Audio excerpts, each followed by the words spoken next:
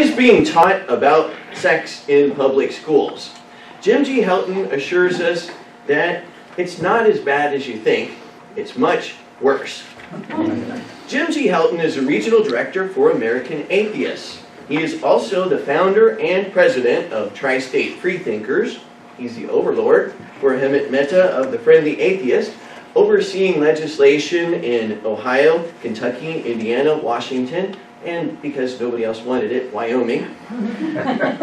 Through his organizations, he has adopted the highway in front of the Creation Museum, challenged distribution of Bibles by the Gideons, and challenged abstinence-only programs in public schools. He believes in giving back to the community and helped organize over 50 community service projects last year. Jim G. Helton is an engaging speaker who will provide an update on sex education in our public schools. Please join me in giving a warm welcome to Jim G. Helton.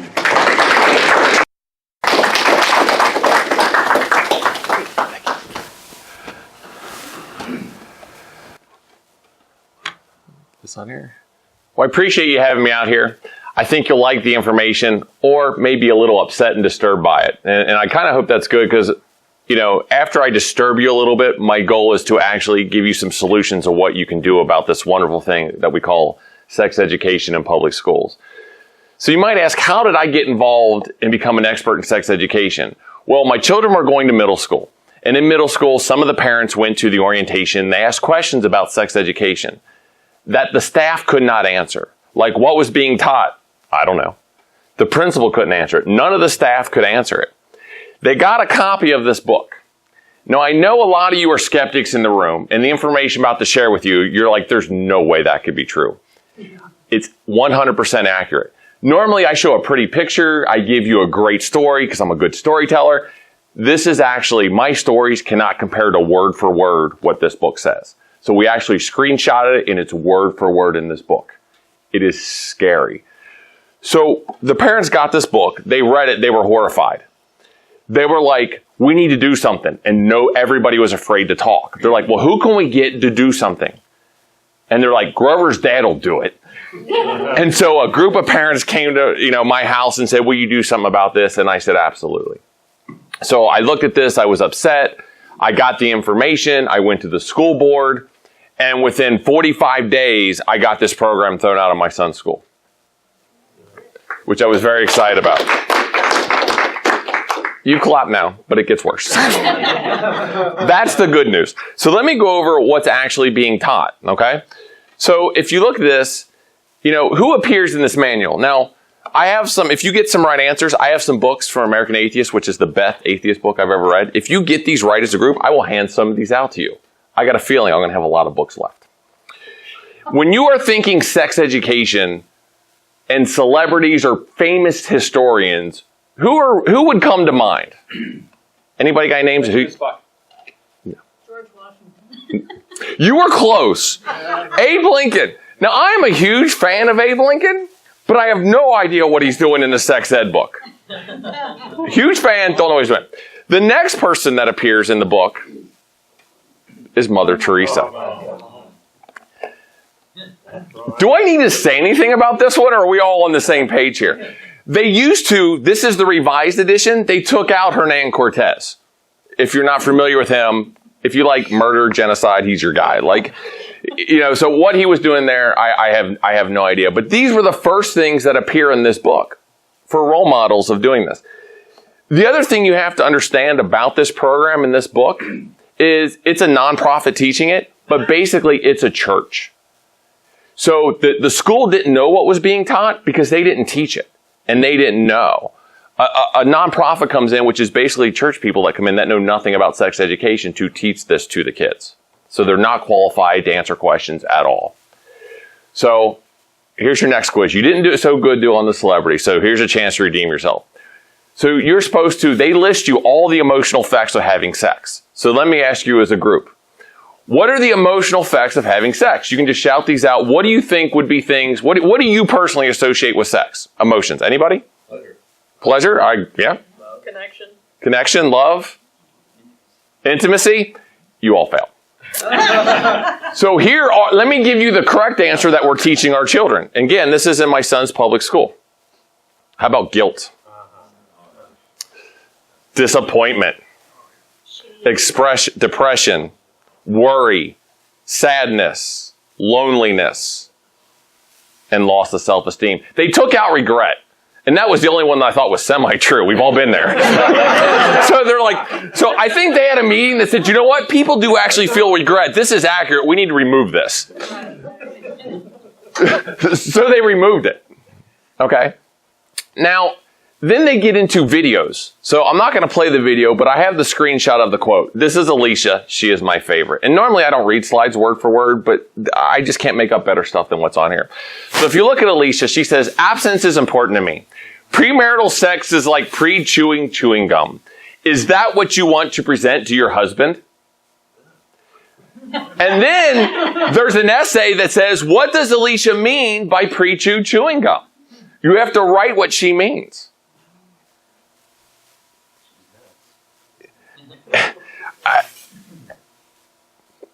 The next one is Lauren. I gave in to peer pressure and had sex. Now that I've made the decision to wait on sex until marriage, I've experienced an increase in self-respect and self-esteem. What did Lauren choose? Why did Lauren choose to become a secondary virgin? Now here's the best part. In the original version of my son's book, it was a renewed virgin. And people made fun of that. And they got so much flack for that, they changed it to secondary virgin because that's so much better. Now, what group experiences the highest level of sexual satisfaction if you were to group these? Would you say sexually active teenagers? Singles in their 20s? Unmarried young adults living together? Or married couples? Married couples are of course. Now, I think you were the first there to... Sorry. Yeah, of course it's only married couples experience that. Only married couples. And for all you married people out there, you know this is true. Now, what about, and this is exactly how it's written, what about safe or safer sex? It's in quotes. So let me tell you the myths and facts. I mean, this is a good thing, right? You want to be skeptical. You want to know myths and facts. Us as skeptics, that's what we do, correct? Well, here's the myths. If you use a condom, you will be completely protected from getting an STD or becoming pregnant. That's a myth. You have to understand something about this. Everything they do when portraying condoms or protection, they use in a negative light. There is not one positive thing about contraception in any of these books, if mentioned at all. Facts. Now here's the important thing. Did you know condoms can't protect you from a broken heart? And condoms are made of rubber and they can break and slip off. These are facts and are true. You need to know. So let's continue this. What do they actually teach? Like what are they teaching? So what they tell you is, this is an actual stat. And believe it or not, this is true. Typical couples who use condoms to avoid pregnancy experience a failure rate of 15%. That means people that get married in their first year that have used a condom in their first year have about 15%. This is actually true. Do you know what the failure rate of condoms are, though? This is what they don't tell you. Look at that number. It's 0.04%.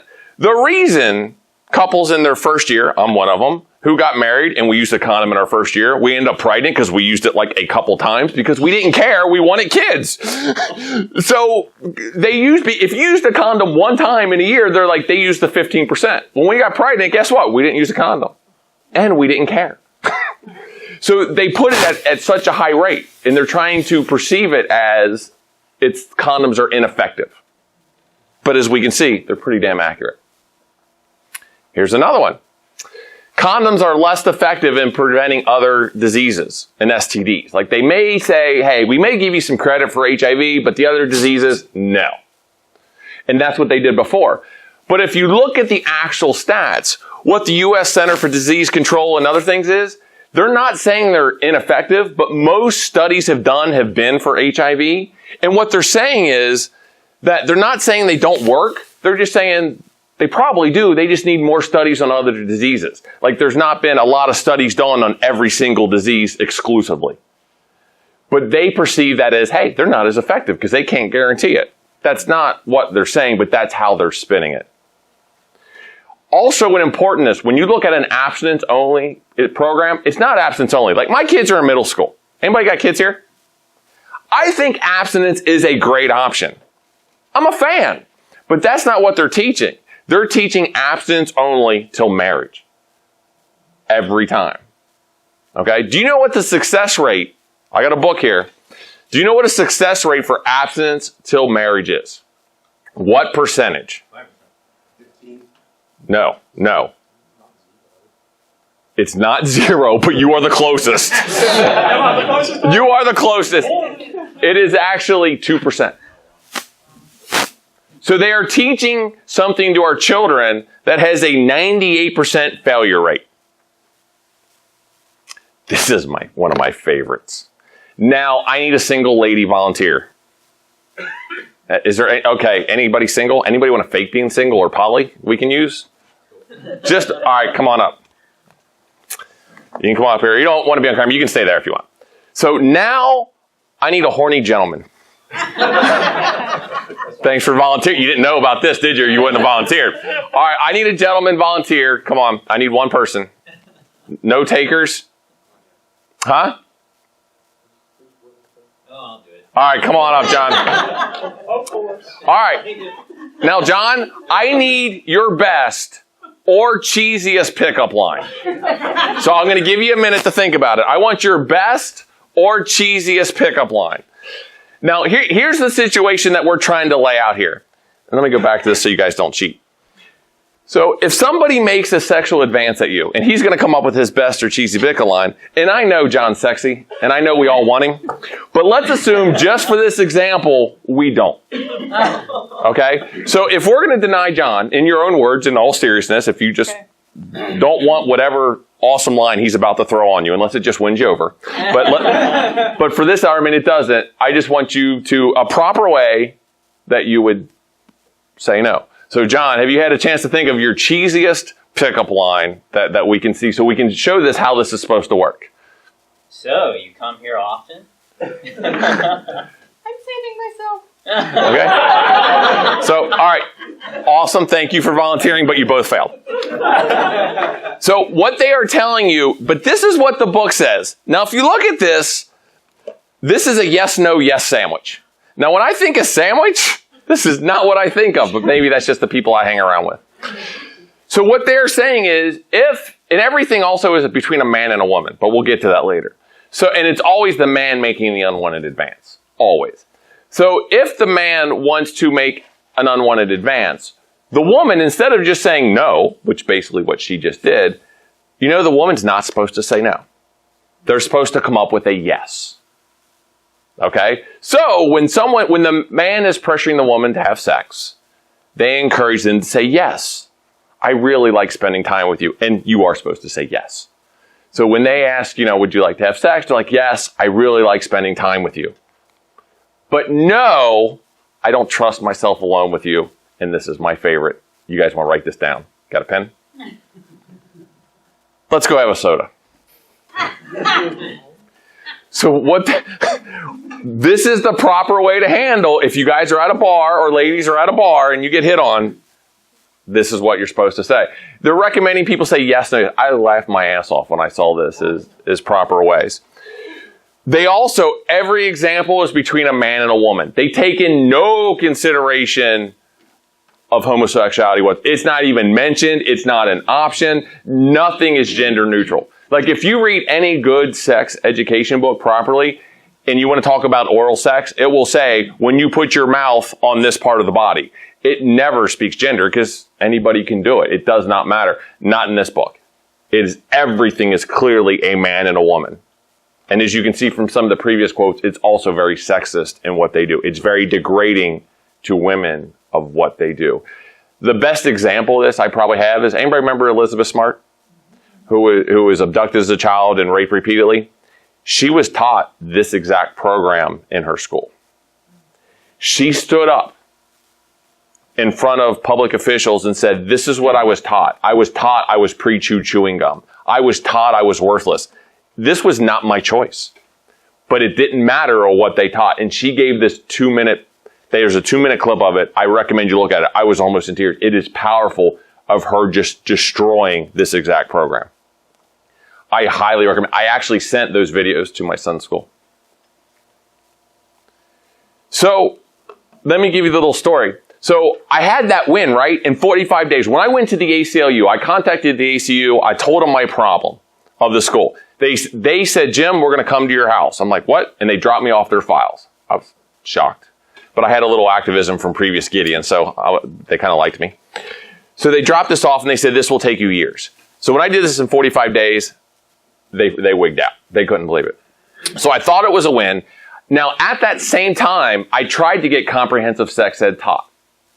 And I made the mistake to say, I don't have an agenda. I'm not trying to push a book. I don't care what you teach, as long as it's comprehensive sex ed. And here's the link to the State Department, the Kentucky Department of whatever. Not State Department, but they have the information here. Choose one. They have comprehensive sex ed books available, which they do. And I thought I was done. So what they did was, so that year they taught nothing, which is better than teaching this. They brought back the book the next year. They got rid of the church that taught it and are instructing their teachers to teach it. And then they thought they would disguise it by having a health book. Now, I like the concept. And they even fooled the school district. Because when I met with the Boone County School District, the Boone County School District says, we don't have an abstinence-only problem. We got rid of that years ago. And I laughed. I said, no, you didn't. And they said, oh, well, we have this health book now. Instead of teaching sex separately, it's part of our health program. We got this big health book. It teaches sex. And I'm like, great. And they go, it's much better. I'm like, great. Can I get a copy of it? Well, I got a copy of it. It is better. So the first one that you saw here was degrading to women, horrible quotes. You laugh, but it's really, and I laugh too, but it's really horrible, right? So now in the new book, and keep in mind, I do think this is better, I highlighted some of the top 8 ways to prevent STD and pregnancy. So it's no longer degrading. It's all about a man and a woman still. It's no longer degrading to women with these quotes. But here's some of the top 8 ways. Now, I just highlighted my 3 favorite, okay? First one is still abstinence only till marriage. It's until marriage. It's not just abstinence. Number 6, get lots of rest. And number 8, stay in large groups. Now, the people I hang out with, again, if you're in bed a lot with large groups, that's not the best way to not get pregnant in STDs. Maybe it's just me again. No. No? Awesome. So, here's the thing. Nowhere in this book is condoms or birth control. Anywhere in this health book. And this is their improvement. And the scary damn thing is, it's an improvement. So this is the problem we face. So, do abstinence-only programs work? God, you guys suck at this. Yes. According to our federal government and state government, the money we spend, yes, they work. Because now let me show you some facts. Funding, okay? Between 1996 and 2008, Congress has spent $1.5 billion funding abstinence-only sex education. Kentucky spends $17 million annually doing this program. You have to understand a lot of these programs too is like, oh, we don't have to teach it and we get money for it. They just jump on it. Here's the thing of what they found. 80% of these abstinence-only programs, or no, almost all of 80% of the abstinence-only curriculum contain false, misleading, or distorted information, especially when it comes to these following 3 categories. Effectiveness of condoms, risk with abortion, and HIV-transmitted diseases. They blatantly mislead people in 80% of what's being taught. Here's another study that was done, and there's lots of information out there in this. I presented to one of this, and I presented this to my local senator representing me, and he says, Jim, you have your facts, they have theirs. I'm like, you realize it doesn't work that way, right? But he didn't. In his defense, he did not know it didn't work that way. What they did was they had a 700 programs out there. The abstinence only selected 4. They went and looked at all the data and then selected 4 for their study to find a pocket of 4 that worked to show that this area, it worked. They left out that there were 700 to choose from. they also, when done properly, they also found that there's no evidence that this increased abstinence. So overall, it's about the same rate of abstaining. Now, there are smaller sample sizes throughout the country that say it did increase it by a few months or maybe even up to the next grade, depending on, but the larger studies show virtually no time frame. Smaller ones, depending on where you live, can show a little bit. So they had similar age of sex, and they had the same number of sex partners as their peers. The abstinence only, it didn't change any of that. And the average age was 14 years, 9 months for anybody. That's just throughout America, that's what it is to be sexually active. So there also with this book is a virginity pledge. Now, you may think all the things are negative on here with virginity pledges, so let's go into the details. Let's see if you can spot the positive. I won't mention it. We'll just see if you can spot the positive. So they're a third less likely to use contraceptives. That's the danger. They're also more likely to engage in oral and anal sex. They have the same rate of sexually transmitted diseases as their peers. And overall, here's where it gets dangerous. If you have it in one isolated school, it's really not a big deal. What the studies found is it's equivalent to teaching nothing. But if you have a district doing it or a state doing it like Texas or Kentucky where everybody's doing it, then it increases significantly of their dangers or at risk for teen pregnancy and STD rates. And not only, and this is the other alarming part on here, they're less likely to seek medical treatment. So not only have they higher risk for pregnancy and STD rates, they're not getting tested or treated, so they're more likely to spread it. So when states get involved and pockets get involved, this becomes very dangerous. If it's just an isolated school, it's nothing. Now, the interesting thing about this is the University of Cincinnati did a study of all the Northern Kentucky schools several years ago, quite a few years ago. And they had a really good control because at that time, half the schools taught nothing and half the schools taught abstinence only. They found out it basically did nothing. And it wasn't like when I was going to my son's schools, it wasn't like I was talking about Texas or New York because that ain't Kentucky. I hear that all the time. I actually had our schools on there. Since this study came out, remember half of them did it, half of them didn't. A lot of the schools that didn't do it are now teaching abstinence only. So now we have the facts, we have the data, we just threw the study away and now they're going after the ones that didn't. They just totally ignored the information on here. So what's the reality? Let's talk about Ohio. Now, I complained about Kentucky. Now let me show you about Ohio. Now, Ohio has some interesting things on here as well. So they're one of only 2 states that doesn't have health education standards. Do you know what that means? That means that every district can create their own health policy on anything. There is no regulation when it comes to health ed. It's also a home rule state. Now, when I say any district, now do you know what the districts do? Does anybody know what districts do for sex education? We don't want to deal with it. We don't want the calls. We'll let the schools handle it. So there's 100 districts roughly in Ohio. So now instead of going to 100 districts, so you can't go to the state, now you got to go to 100 districts, now you got to go to thousands of schools. And they're all teaching something different. There was a study done that basically said there's no way to tell what the hell is being taught in Ohio. Because even what they're doing year to year, we just don't know. And that's the scary part about these laws. We don't know. Ohio is ranked 4th in the nation in tax dollars expended for abstinence-only education. Yet statewide, they're 28th in teen pregnancy. You're doing better than Kentucky. Kentucky's in the top 10. We still got you beat. Yes? How do you know it's abstinence only if you don't know what the schools are teaching? So you said you'd have to go to 1,000 schools to know what they're teaching. Yep.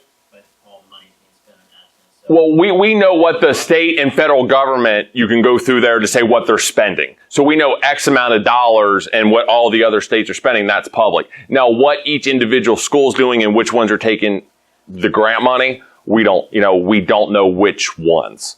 We just know, to be able to do that, to be able to track where the money goes from. I can tell you there's a great article that we helped do, and every month for the last 8 months, it's coming out next month.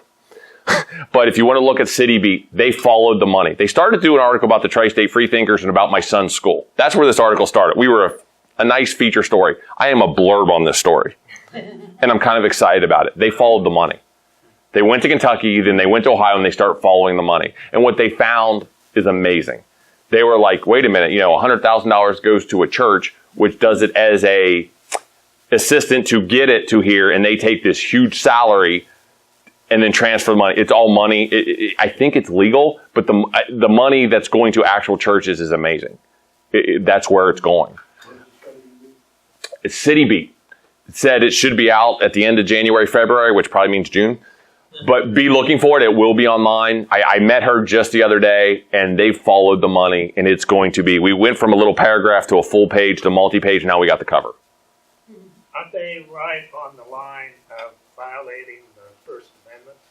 They are right there. What they do is the church basically then forms a separate, because you can't have the church come in, they form a separate nonprofit, which is made up of the church. Then they get on like the Christian Daily or Christian Post and say, we need volunteers to teach this thing, or we need volunteers to help our medical clinics. They do the same thing with medical clinics for, that to try to get discriminated against abortion.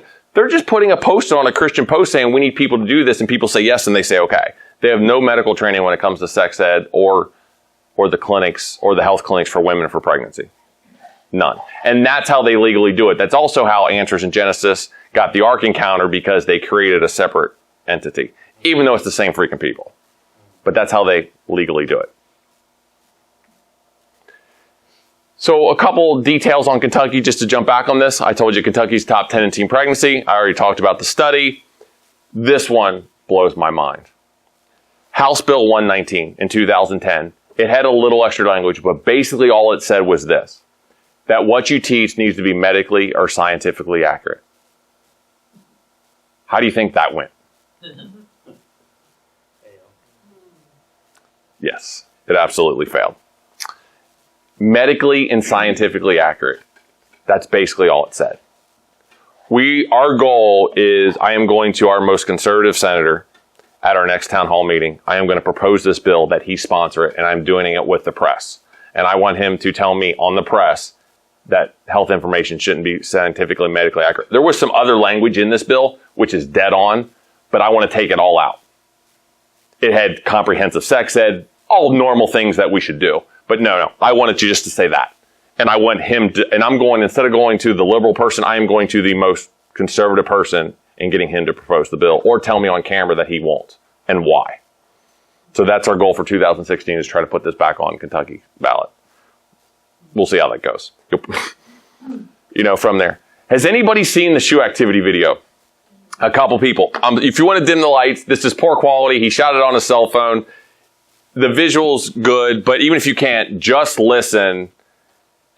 This is from a teacher. To put this in context, he was not allowed to teach sex education. He was not allowed properly. He was not allowed to talk about condoms or any of these things. It was against, he was very told so. So he was a health teacher. So he came up with this video in this way to teach children about shoe activity so he could follow the rules. So I'm going to. Hi, my name is Sanford Johnson. I'm here at sex ed training right now. We've been training folks on draw the line, respect the line, as well as reducing the risk. One of the major issues that we're having is that we're teaching teens, we're going to teach teens how to use condoms correctly and consistently. However, we cannot do condom demonstrations. So I decided to do something else. I want to teach kids how to put on a sock. If you're going to be engaged in a sock activity, whether you're wearing an athletic shoe or whether you're using a dress shoe, it doesn't matter to me as long as your foot is protected. I want to make sure that you have on a sock. So if I'm putting on a sock, what I do is I start with a sock and I want to pinch out the air out of the tip of the sock because I want to make sure that there's room for my toes when I'm engaging in a shoe activity. Then I take the sock and I put it on top of my foot, and all I do is just roll it down. Just roll it down. Now some people stop right here and just only put that sock on halfway. That's not how you do it. You want to take your sock and you want to roll it all the way down your foot. You want to roll it all the way down your foot, and then you can put it inside your shoe. And then you're ready to engage in a shoe activity. Now when I'm done with the shoe activity, remember, whether it's athletic shoe, dress shoe, I don't care. That does not matter to me. But when I'm done, what I do is I take the top of the sock and I make sure that I hold it very tight, and then I pull it outside of the shoe, and then I can just pull the sock on and off. I pull the sock off, I tie it up because I don't want sweat to fall out or anything like that. And then I toss it away, put it in the hamper. So if you're going to engage in a shoe-related activity, make sure that your foot is protected. Make sure that you use a sock each and every time. All these out. We have the data. And this is the part that's so frustrating me. If you want to talk about how to solve problems in the Middle East, we need a discussion because who knows? The problems we have here in the U.S. and when it comes to sex education is the frustrating thing is we know what the problem is, we know what the answer is, and we know how to implement it. We just can't. And that's frustrating. We know we have the data on here. The answer is comprehensive sex ed. When you teach comprehensive sex ed, you reduce all these things. That alone, even if we can't, if we're looking saying we're in the Midwest, there's no way we could give out free birth control. That's just not an option. Just teaching comprehensive sex ed, it won't be as effective as Colorado, but it'll be much better if you educate the children. Because if you educate them, they can make an educated decision. They're more likely to protect themselves, which means they're less likely to get an STD. They're less likely to get pregnant. But we have a hard time teaching comprehensive sex ed. I looked and I went to Planned Parenthood. Now, they don't do this, but they partner with companies and they gave me information. Planned Parenthood is a great resource. They gave me what comprehensive sex education looks like. And when I go back to the school, I'm going to throw it on their desk. At the time, I was just trying to get things that weren't degrading to women. I was trying to play nice. Not anymore. When you went there, it talked about LGBT issues. It talked about transgender. It talked about everything sexuality, no holds barred. I'm like, this is what should be taught, and that's what I'm going to throw on their desk. And it was amazing. The good news is, with Boone County, I will say this, some of the individual schools were horrible, but the district was on my side. They agreed with me, which I was shocked. One of the solutions we came up with is, you don't know what's being taught. Why don't you have a poll? They're going to bring all the principals in, which they should have done, so I follow up with them this month, to bring the principals in to see who's teaching what. Then based on that information, we're to contact them. And if it's only one, they're going to try to get rid of it. If it's multiple, we talk to them about hosting a program for all the principals of educating them of the facts and the data, of the harm, that this is harmful, this is not good, here's what you should be teaching and why, but it's your choice. Because just like in Kentucky, it's their choice. So we don't want to tell them they have to do it because they can't, but we want to give them all the information, clear, black and white, and then say, but it's your choice. So that is one way to combat it. But the problem is, you got a lot of districts, you got a lot of schools, and if you're not a parent or a grandparent or you can still do this, but they're less likely to listen to you. I tried to go to Canton, Campbell County, they didn't even call me back. Or the one called me back and gave me a different number to call, which gave me a different number to call, which brought me back to the first person. And then the other district didn't call me, period, ever. But when I called and said, hey, my kids go here, I have a question or concern. And that's the other thing is, when I called my district, I said, I have some questions and concerns. I want to talk to you about the sex education curriculum. When can I do that? I didn't tell them where I stood, what I was doing, or why. And I brought my information with me, and I got the meeting. The healthcare classes need to be medically and scientifically accurate. We have to get this into legislation, if nothing else, because that's code for this is gone. This is not scientifically or medically accurate. All this goes out the window. That is why they fight it, because all the abstinence-only programs are not scientifically or medically accurate. What they have to water down to, there is one, I think, that semi-qualifies, but they water down the message. They have to get rid of so much crap, they don't even want it. So that's why your conservative legislature will not pass any law that has the words medically or scientifically accurate, because none of this qualifies. None of it. Contact your local schools and districts. You got to get out there. I mean, it's a grassroots movement of individuals to do so. Yes? What about those of us who don't have children? You can still take on the movement. I would still try. What I would do, and my plan for this year is, I contacted a few parents and said, do you have children here? Yes, they're not as well spoken. They're not speakers. They're more shy. I said, just call and get an appointment to say you would like to do this. I will go with you. I will do the presentation. I will do it. And we're talking about this year. A few of them are a little shyer.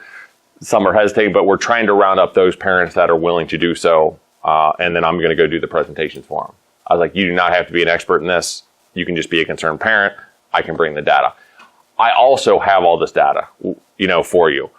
So if you email me, call me, get on our page, whatever, I have all the scientific studies. Now, when we did these studies, everything I quoted here, we have them. A lot of this was pulled from the Journal of Health, the study that the University of Cincinnati did. There's been national studies. These are all scientifically peer-reviewed with all of their information on here. We have that, and I have a file that anybody that's interested in taking this on, I can send it to you. Okay, and I can get that information to you if anyone is interested in tackling this issue. Any other questions? Yes. This is not directly school related, but on that last matter of what can be done, I can't speak to Kentucky, but the organization for which I work, Age River Center, Ohio, provides free testing for HIV and other STDs. Mm-hmm. It provides free condoms upon request, as well as other information on how to minimize risk or avoid STDs. So is it doing so in schools? No, and there is a danger of kind of closing the barn door if the horse has gotten out. But it does help. Yeah, and I talked to my public library to see if they would get involved, and they couldn't. They said we could have their facility, but they wouldn't sponsor anything. It's not, there's resources there. Like Planned Parenthood will come teach the sex ed class for them. Planned Parenthood, if you don't want Planned Parenthood because they know their name has issues that go along with it, Planned Parenthood, for an incredibly reasonable price, something that each one of you could just afford to pay for the whole district, it's that reasonable, will teach the teachers how to teach sex ed so they don't have to go into the classroom. They will do these things. The resources are out there. That's not the issue. It's getting your school to accept those resources, and they're afraid of phone calls from parents. And that's where I ripped my school an ass, and I was a little upset. You are basing my child's education and health and safety because you're afraid to get a few phone calls from a few uneducated, pissed off parents. And that's crap. And I walked out. Well, you were mentioning that churches create separate nonprofits. Could Planned Parenthood create something that doesn't look like Planned Parenthood, that teaches people and has a lovely name that dumb Christians might not get upset with? Yes. And we've talked about it, and they don't want them to do that. But in certain states, I'm not going to say it hasn't happened. And I'm not going to say, well, I'm going to say it's been very effective. So there is but that's Planned Parenthood and their politics on what level they will do so. But it is a discussion that's been out there. Do we do this to go there? So that's kind of on a state by state level or regional level based on their infrastructure. Yes? How about organizing after-school education in that? That's the thing, and this is what I was going to do, and this was my goal, but it failed miserably. So I was going to try to get the public library to host sex education for parents and kids, and we'll teach a proper sex ed class and bring in the proper people to do so. But the problem comes in, how do you get to the students and how do you get to the people to get them there? You have to have a source. So the school refused to even. Right. So how are you going to get them, or like, yeah, you can throw an after school program, but who's going to come? And to be honest with you, even if you care about the issue, most people don't care. They don't read. They don't pay attention. I don't pay attention to half stuff that comes home in my kid's folder. I'm guilty as anybody else. Are you actually going to go to an after school program to do this? Even the people that care, the majority of people don't show up.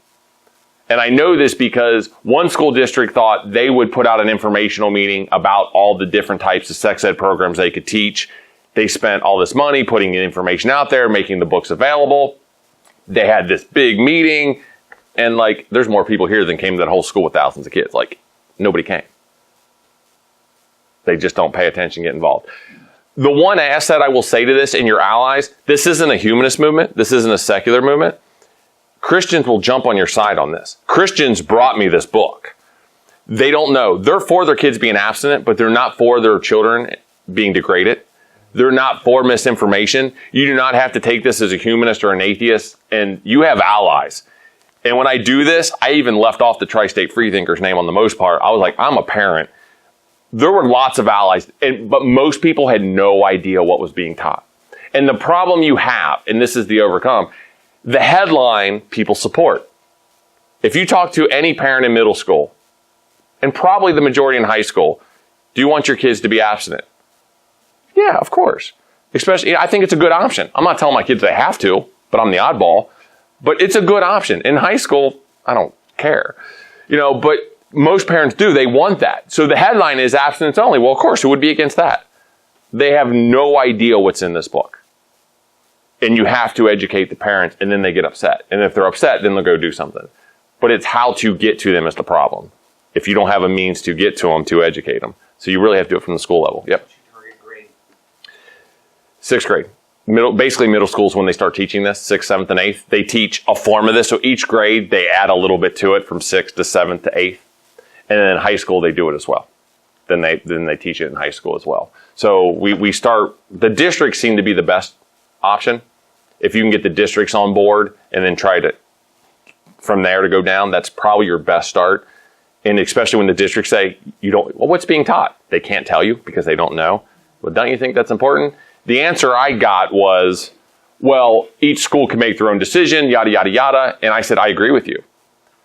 But don't you think as a district, it's your responsibility to educate the schools on what the facts are so they can make appropriate decisions and give them the information to back up their decision in case they get phone calls? And that's where I got them on my side. Is I agree with you, it's their decision. But we should also, instead of being reactive, we should be proactive.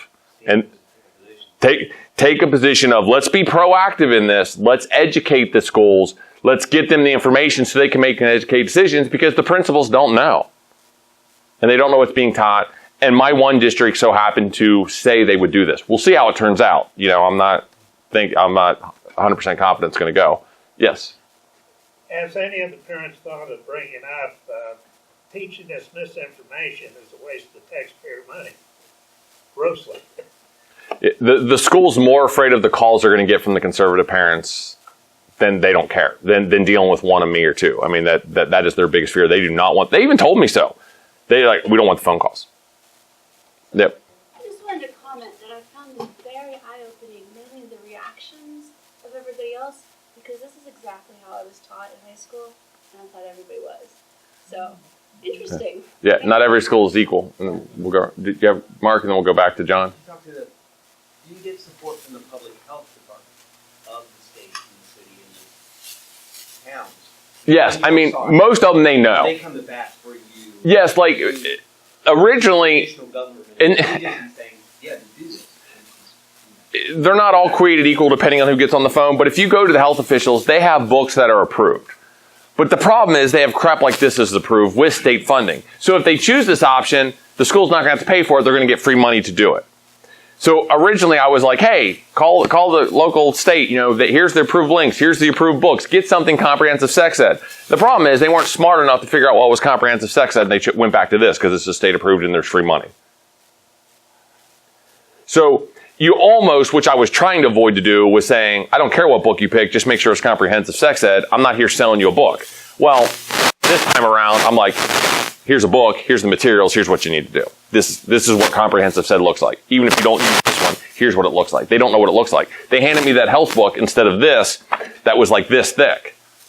But it talked about exercise, eating right, all good things, but it was a whole health class with a chapter on sex ed that wasn't degrading to women, but told them to get lots of rest and stay in large groups. Yep. Well, when I was back in 4th grade, in the olden days, we found out about sex and where babies came from by conferencing with friends on the playground, and in my case, by poring over encyclopedias and doing research. But, My kids would ask you what's an encyclopedia. how are kids finding out about things now? I mean, by 2nd grade, your children have already looked at porn. I mean, by 2nd grade, that is the average grade. They've already looked at it. Your children know. But they don't have all the information. Like one of the parents said their child came to them and said, hey, if I take a soda and shake it up and put it in my vagina, will that be birth control? Is a serious question. Yes. There's so much information out there and there's so much misinformation. That was an honest question. So there's stuff out there, but you got to get them to the right sources. So they may have a concept of how things are or work, but they don't know. But even if they're watching porn, most of the porn is not using safe sex. They see this, so they need to know. John? Why do the principals not know this? I mean, they're at a fairly high level over, enough people and they're educated.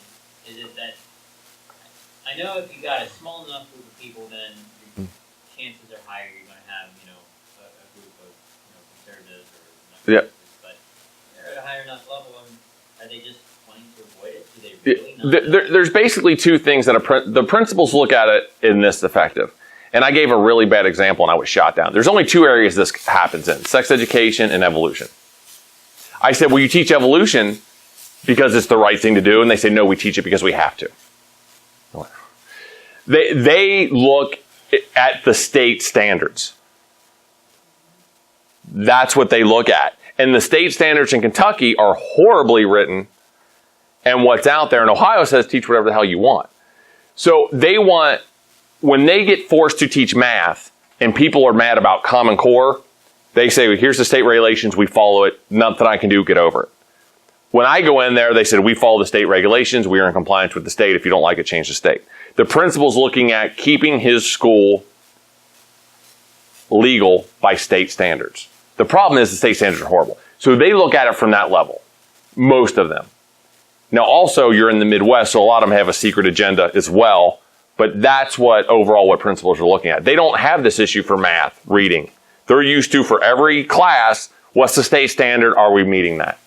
They've failed to realize that there's an agenda when it comes to evolution and sex education that's being pushed in there. I would ask that testing is such a concern. I mean, this is not a tested area. I think it'd be hard to get schools to devote much time to it, because the test results are what matter. Yeah, and that's not in there. I mean, they did have him fill out what does Alicia mean by pre-chew chewing gum, so they did some homework on it. But yeah, from a testinal point, on some of the standards, not in there. So you showed some pretty convincing stats on how ineffective abstinence-based education is. How strong is the evidence on, medically and scientifically accurate sex education versus nothing? It's strong. I don't have the numbers, and I could probably look those up and get those to you, but it shows a difference. It will decrease everything.